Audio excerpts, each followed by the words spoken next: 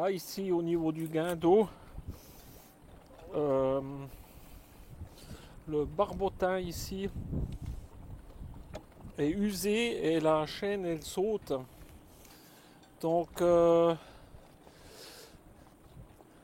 ici, le gain d'eau est un Anchorman, marque qui n'existe plus et on ne trouve plus le barbotin. Donc, comme maintenant tout le système a 26 ans, alors a décidé de le changer et de mettre un nouveau gain d'eau.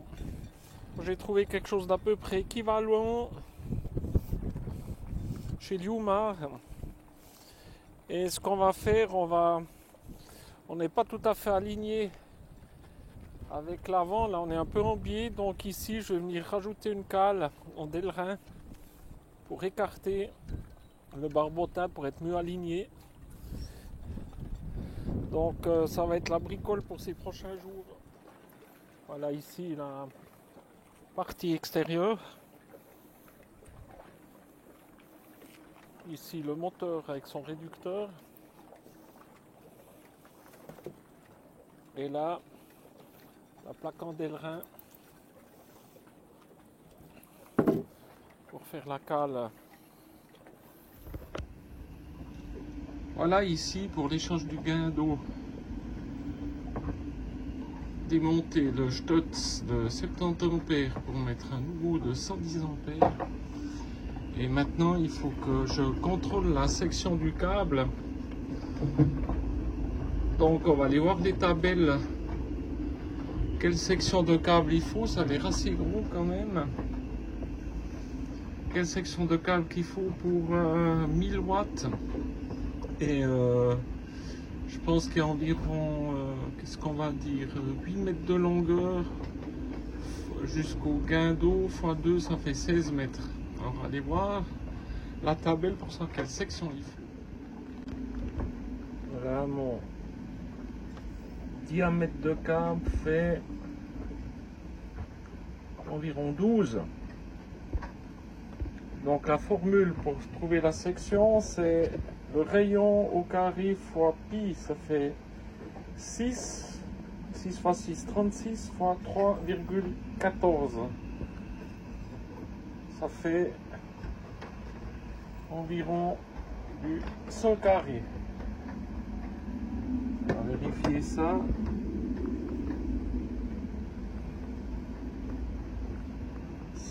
NT fois 3,14 fois. Ouais, ça fait environ du 100 mm². Et maintenant, là, dans Plaisance pratique, il y a de quoi faire le calcul. Donc, on a un gain d'eau qui fait 1000 watts en 12 volts. Longueur du fil, on estime, allez, 10-20 mètres. On exagère un peu. Aller-retour, hein. Chute 5%. Calculé. Ça nous donne un courant de 83 ampères. Une section de fil de 40-50. Donc nous on a 100. Donc notre câble est bien assez gros. Donc il n'y aura pas besoin de le changer. Ce qui est une bonne nouvelle. Parce que tirer tout ça à travers le bateau, ça serait un sacré boulot. On a une petite heure de travail pour aller changer ce fusible thermique. Ici, j'avais mis des barres à l'époque. Parce que comme ça n'en est pas de cuisine, juste là, on avait tendance avec les jambes, hop, à aller se taper dedans. Voilà, j'ai une bonne chose de faite. Voilà ici, quand j'avais refait la cabine avant, on pouvait enlever tout ce panneau là, qui vient, tout ça, pour aller au gain d'eau. Et maintenant, on a ce trou de visite que j'ai fait, qu'on va venir ouvrir maintenant. Et regardez par là-dedans. Voilà le trou ouvert. Pour ici, on a le boîtier de commande. Avec là-haut les contacts de pédale. Ici on a la télécommande. Là-haut c'est un un peu sombre. Le guindeau a des montants. Donc là, il faut aller récupérer, enlever ces écrous là. Et je me rappelle, j'avais démonté parce qu'il pissait un peu d'huile. Et il y a ces 4 vis. Et celle de derrière, je crois qu'elle n'est pas triste. Alors on va aller attaquer ça.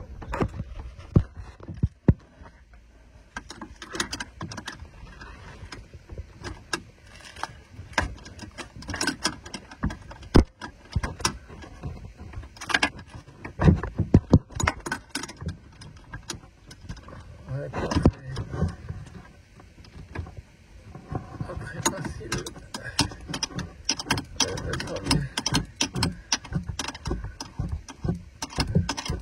On va aller enlever ces 4 là, hein. Comme ça, tout filmer jusqu'à que ça soit vrai. Ah, on va tout à l'heure. Voilà. Essayez de pas se le prendre sur la tête.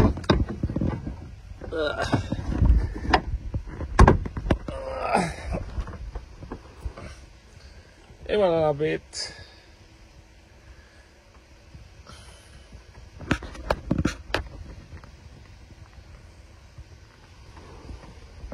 Là au fond.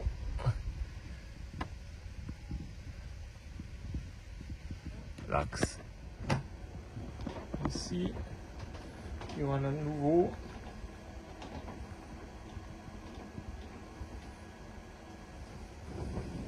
Juste à voir si ça rentre. À première vue, les flasques là sont identiques. Donc on va déjà essayer de le positionner, voir ce que ça donne. Ah, c'est que c'est lourd. Oh, si ça rentre. Ah. Voilà.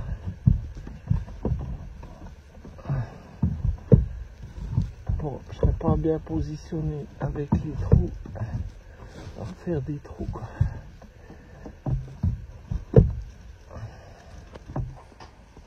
Bon ben voilà, il faudrait que je puisse retourner ça d'un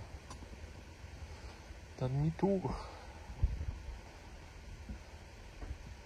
Parce que là, ça rentre pas super bien. On va essayer d'aller faire ça. Voilà, petit démontage. Ici, on voit que on a accès au charbon. Ici. C'est quelque chose qui a l'air d'être facilement réparable. Et ici, on a ce petit fil, je sais pas à quoi il sert.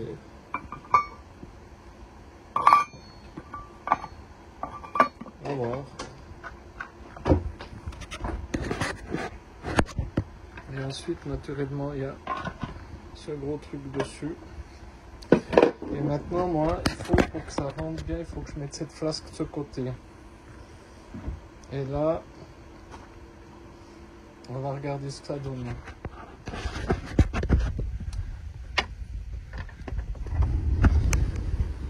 Voilà.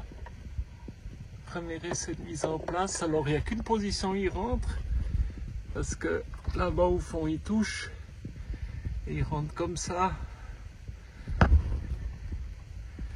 Et ça veut dire que ce couvercle de protection qui vient en principe là-dessus. Ah, elle est où la lampe là? Je peux pas le monter.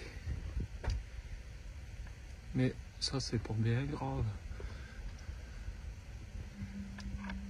Ben voilà. Ça c'est cool. Voilà, ici quand on doit travailler en regardant au plafond puis qu'on est un peu mi-haut, ben, une solution c'est de mettre ses lunettes à l'envers. Puis comme ça, la loupe est en haut. Ça fait une drôle de tête. Voilà, ici une première mise en place. Ça passe comment on voit juste sur le capot de protection là. Et là où on a fait les câbles pour les les poussoirs à pied. Et ici, on a l'électronique de commande pour monter, descendre. Et ce qui me manque encore, c'est les câbles pour aller de là jusqu'à là. Donc demain, je vais aller au Chip pour acheter du câble et des cosses. Alors, ça a quand même pris la journée. Mais ça va pas trop mal, je suis content. Là, ici, ma plaque en Delrin. C'est un petit gabarit en carton. Et maintenant, il faut scier ça. Prendre la scie japonaise, ça va prendre un peu du temps.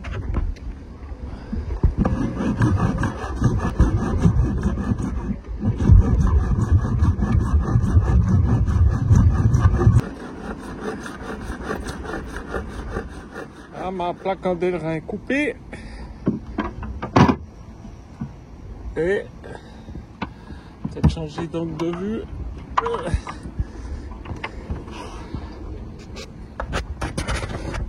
Là, ça fera ma cale, écarter un peu le guindeau.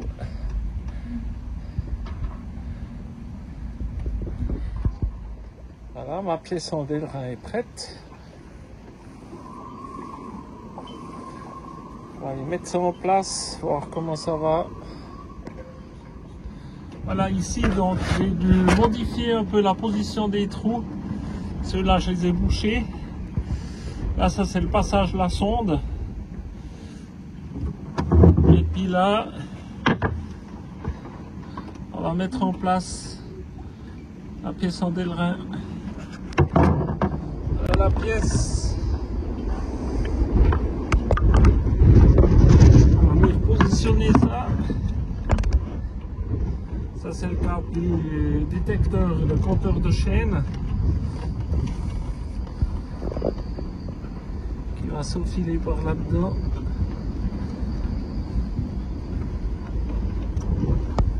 Voilà. Et voilà le travail. Là, on mettra encore 2 vis. Ça va venir serrer là. Et puis on mettra encore du Sika là. Pour faire le joint. Je sais pas si ça tient sur le Delrin, mais voilà. Et puis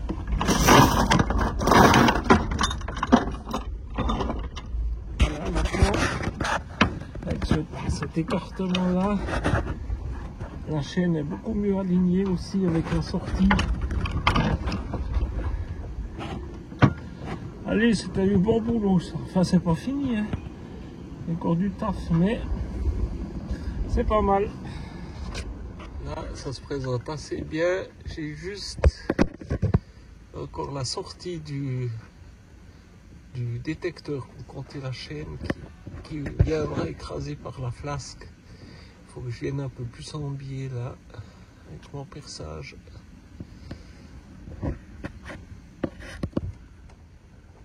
Bon, là, on voit que pour la fermeture de mon couvercle, là, il faudra que je modifie. Ça ferme en forçant un peu. Donc là, il se passe pour crocher cette pièce là. Je pense qu'il faudra que je fasse une petite découpe là. Et ça fermera tout juste. Mais bon, ça avance.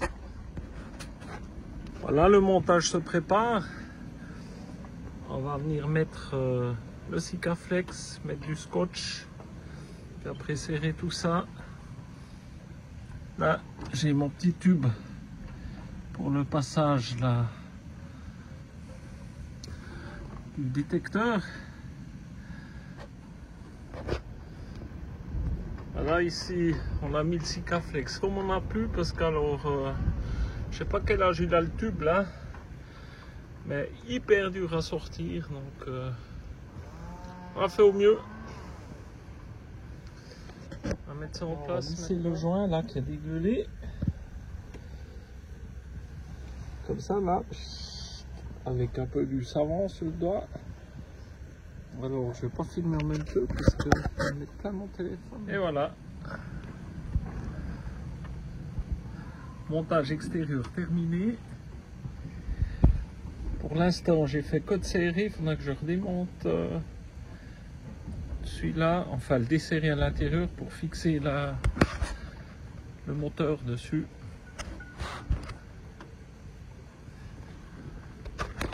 J'ai enfin terminé. J'ai reçu les câbles de 100 carrés, mais par contre, il a mis dessus des monstres cosses. Donc j'ai dû les meuler. En fin de compte, je me suis bien emmerdé. Et ici, ben, le capot de protection, j'ai encore dû le découper pour laisser un bon passage au câble. Et puis, histoire de bien protéger, pas que les cosses se touchent, j'ai formé des bandes de PVC. Voilà. Donc en fin de compte, c'était quand même assez fastidieux. Et puis ici, je prends la petite télécommande. Voilà. Normalement, off, il cherche le signal.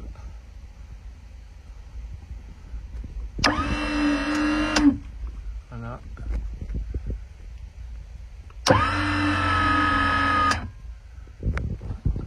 Voilà, ça fonctionne. Et ben, je suis content d'être au bout. Le câblage, en fin de compte, n'a pas été si simple que ça. Mais c'est tout bon.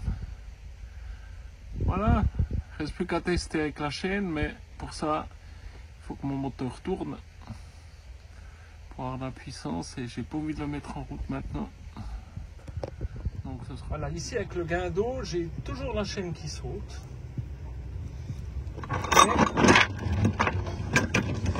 Quand j'ai acheté le guindeau, ben, ma chaîne c'est une DIN 766.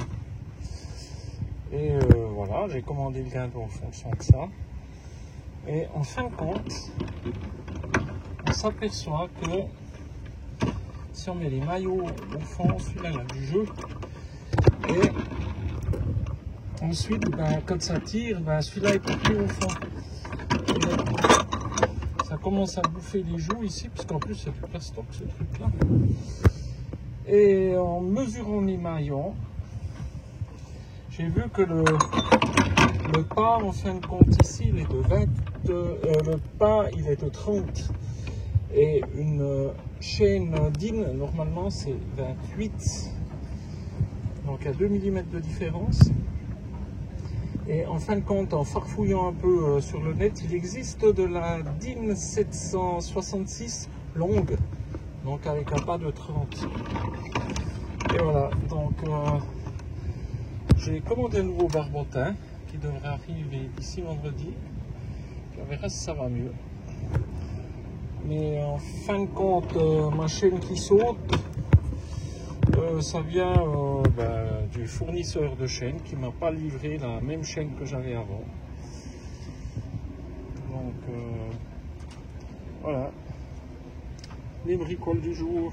Ici, j'avais fait un système pour qui est complètement pourri maintenant. J'avais une poulie comme ça et puis une poulie là pour le passage de la chaîne, puisque là j'ai 50 mètres et puis 40 mètres au fond et que j'ai pas la place et puis ça s'est arraché. Donc j'ai fait un petit plan et puis j'étais chez Inox, Inox System, qui est un magasin ici spécialisé pour ce qui est bateau inox, pompe, etc. toute réparation.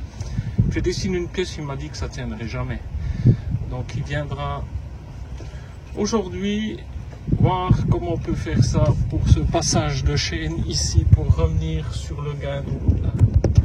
Voilà, ici suite des aventures de mon puits de chaîne. Donc ici voilà, Inox Center m'ont fabriqué cette caisse qui va permettre de dérouler la chaîne sur le puits de chaîne de 50 mètres directement dans le barbotin à la mer. Donc moi, hein. Tout ici ça avait pété, donc ils m'ont fait un rouleau comme ça, deux rouleaux comme ça. Ici ça s'ouvre pour sortir, entrer la chaîne si on veut. Voilà, donc un super boulot. Donc pour faire cette pièce, la plaque en U, pour tourner les rouleaux, tourner ça, il y a des axes en acier au milieu pour pas que ce soit des vis. 250 €. Franchement, pour le boulot et tout, je trouve que c'est correct. On achète un nouveau barbotin pour la chaîne de 30, mais qui lui est ISO puis non-DIN. Alors la chaîne, elle rentre nickel, mais elles sont aussi. Pourquoi? Parce que il n'y a que 2 maillons qui sont pris en traction, parce qu'avec ce pli de chaîne qui est relativement mal foutu, ici, la chaîne elle tombe pas tout droit, mais elle part en biais. Et ici en dessous, la chaîne elle est passée tendue pour bien rentrer. Alors elles sont aussi. Donc maintenant, prochain essai, on va monter ici une poulie. Et la chaîne, quand elle est au fond du puits, elle va créer une traction. Et puis, un prochain essai avec une péripétie dans mon puits de mouillage, qui a vraiment été mal conçu au départ. Hein. Voilà.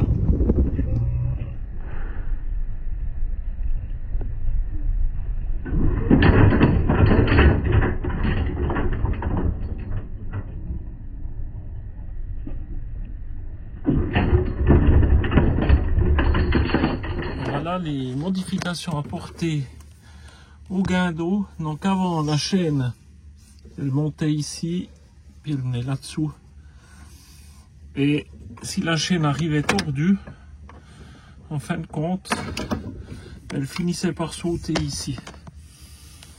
Donc on a fait cette enfin j'ai fait cette plaque, j'avais conduit d'ailerin, cette plaque qui vient ici plaquer la chaîne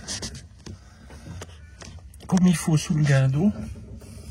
Donc rajouter une poulie de guidage ici en haut, et puis la poulie du fond ici qui permet de bien descendre la chaîne au fond. Donc au fond je peux mettre que 40 mètres, et puis il y a 50 mètres ici avec le système que Inoxenter à Rhône m'avait fabriqué. Donc on va tester tout ça maintenant. Ici aussi, quand la chaîne sortait de là, elle déraillait de cette poulie, donc j'ai fait cette plaque aussi. Moi j'avais pas assez d'ailerin épais, donc j'ai fait avec 3 plaques. Voilà, ici pour ma petite poulie, elle avait une bordure là. Donc je l'ai monté sur une perceuse et avec un écrou et puis une vis, et puis je l'ai fait tourner, puis avec la meuleuse d'angle j'ai mis sur le bord pour arrondir les bords. Et là ben, la vis ici bas elle a du jeu, donc j'ai piqué un stylo à ma moitié. L'axe il rentre nickel là-dedans, et celui-là il rentre là-dedans, celui-là il rentre là-dedans, pardon, et puis là on a quasiment plus de jeu.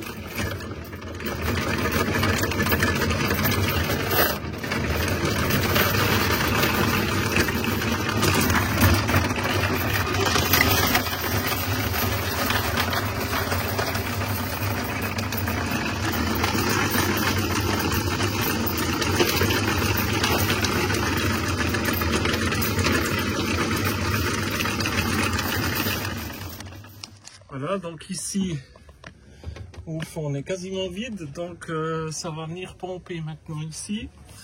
Alors, regardez ça.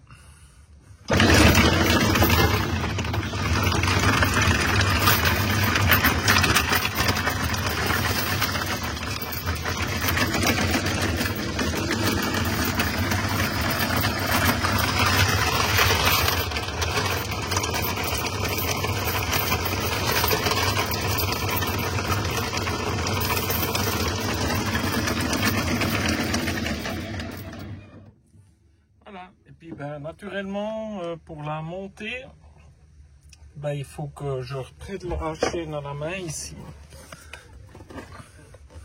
Donc on va la maintenant, je décroche là. Et puis je vais la reprendre en montant. Et hop là. Voilà. Je la remets à la main dedans.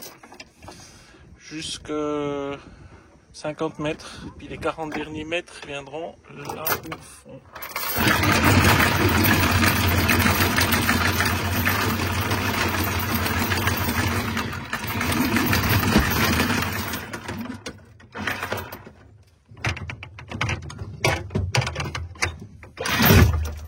Et voilà, le truc est en haut.